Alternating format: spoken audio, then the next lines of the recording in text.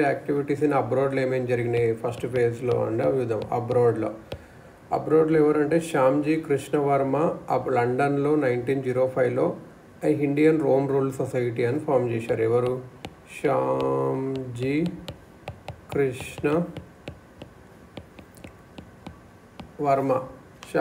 కృష్ణ వర్మ లండన్లో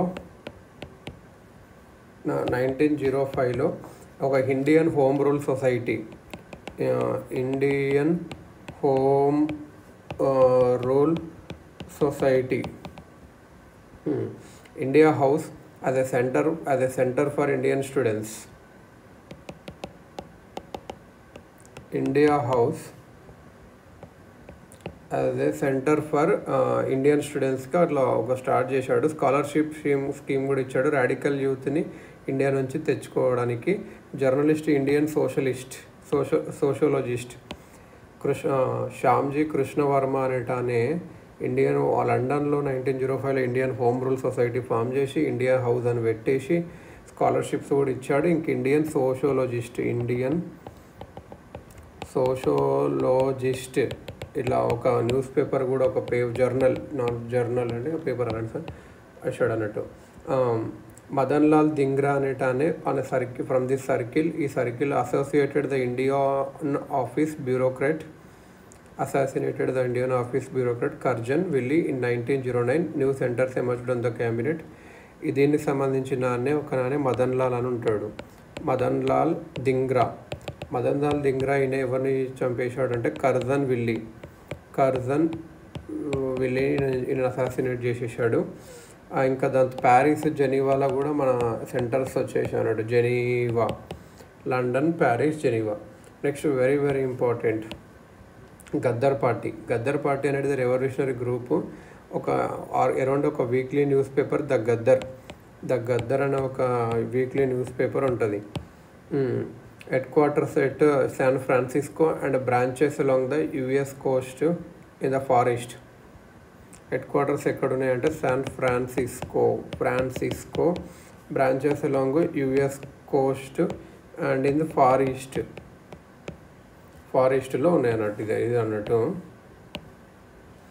ఈ రెవల్యూషనరీస్ ఎక్కువ ఎవరంటే ఎక్స్ సోల్జర్స్ కానీ పిసన్స్ కానీ పంజాబ్ నుంచి యుఎస్కి, కెనడాకి వచ్చిన వాళ్ళు అన్నట్టు.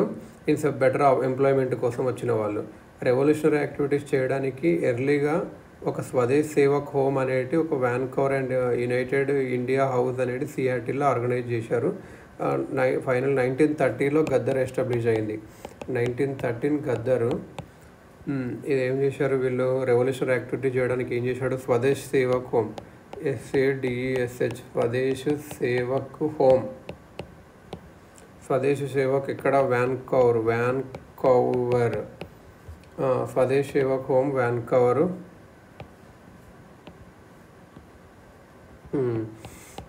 యునైటెడ్ ఇండియా హౌస్ ఎవరు? Seattle.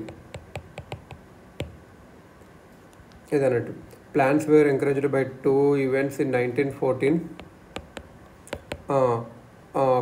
కొమగట Maru incident and outbreak their plans were encouraged అంటే వాళ్ళ ప్లాన్స్ అనేటివి ఎందుకు ఎంకరేజ్ అంటే 2 ఈవెంట్స్ జరిగాయి. కొమగట్టు మారు ఇన్సిడెంట్ 1914లో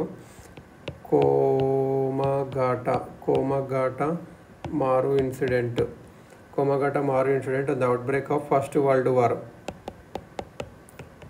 వరల్డ్ వార్ వచ్చింది. కొమగట మారు ఇన్సిడెంట్ అండ్ గద్దర్ అంటే కొమగట మారు అనేది ఒక షిప్పు 370 ప్యాసింజర్స్ ఉంటారు. కొమగట మారు అక్కడ సిక్, పంజాబ్ ముస్లిమ్స్ ఉంటారు. Immigrants from Singapore to Vancouver